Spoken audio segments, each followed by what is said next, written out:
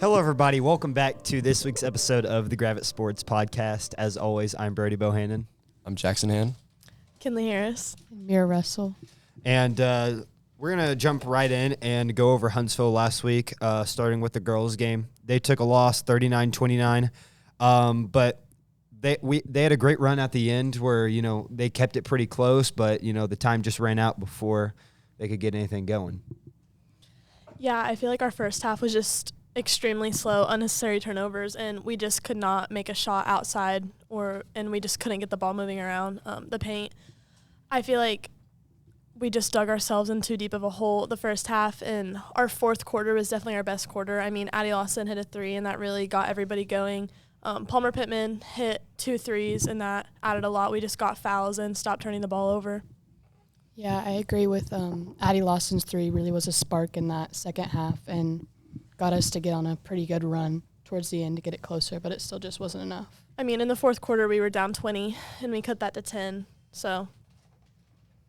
I didn't really get to watch much of the game, so I'm not going to give my opinion on it. Yeah, I think the effort in that second half was much better, and you could tell that the momentum started to pick up, but, just the time ran out before you guys could really get anything going. But I think that's good, and you guys need to carry that into tomorrow's game, which y'all really need. Gentry is going to be a big one.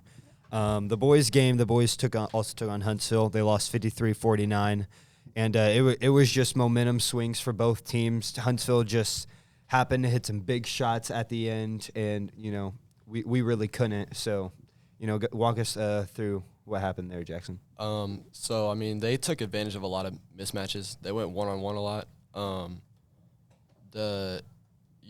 through 5, I think we are every bit as good as them, if not better. But I think the matchups with them, we don't match up well with them individually. And they really took advantage of that.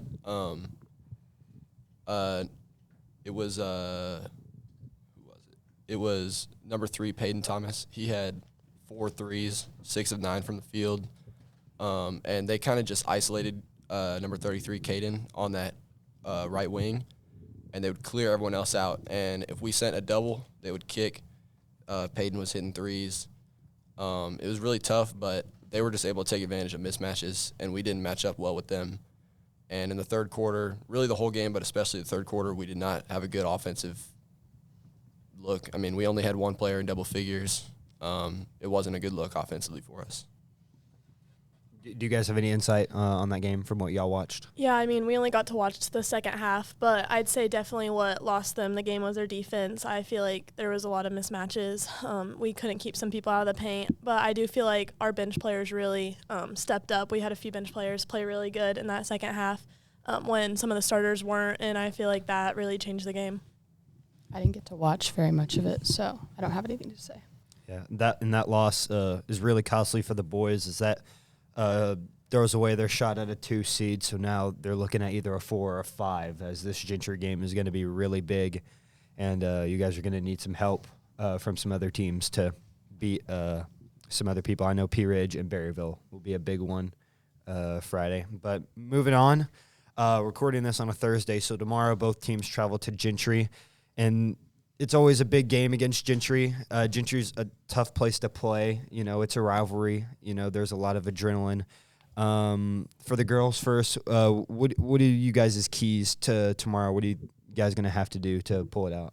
Yeah, I mean, Gentry, like you said, it's always a hard place to play, but it's also super fun. It's our rivals. It's their senior night. It's our last conference game of the year. So I think it's going to be really electric. I think the key for us is just to make outside shots. That's something that we haven't been doing, but slowly stacking games of making shots. Also just like rebounding, we have to win. If we want to win, we have to win the battle of the boards. So just being consistent with our effort, having lockdown defense, basically, yeah. I think another part more on the defensive side is they're a team full of shooters, and we have got to take that away. And I don't think we've been taking advantage of that in the past games. And I think we need to know, to take that away because we know that's what they're good at. And I remember what killed y'all last time in that final stretch.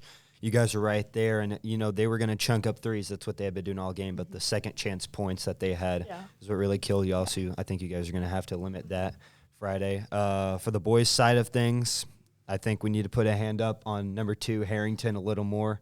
He had, 5 threes last time y'all played? He had 30 points or 29, something like that. Yeah. I think last game was a lot closer than we'd like it to be. I think they're a lot better than what their record says. They've got, some decent role players. They've got 2 really good players, Nehemiah and Lala. They combined for, I believe it was 47 points last time between the 2 of them. They're both great scorers. Nehemiah can really shoot it. I think we were too careless with the ball last time. We had a lot of careless turnovers. Their press, I don't think it was as good as we made it look. We just had a lot of stupid turnovers, honestly. Took some bad shots, and I think that really killed us last time, but we were able to come away with a win. It's going to be intense. They're going to always give us their best shot. It's a rivalry game, so I think we're going to have to go over there ready to play, and I'm not sure the exact scenario, but I know we have to win that game to get the 4 seed, to have a chance at it. Definitely 2 really big games coming up with big playoff implications. Well, we thank you guys for watching this episode of the podcast, and make sure to tune in next week as we go into the district tournament. Goodbye, everybody.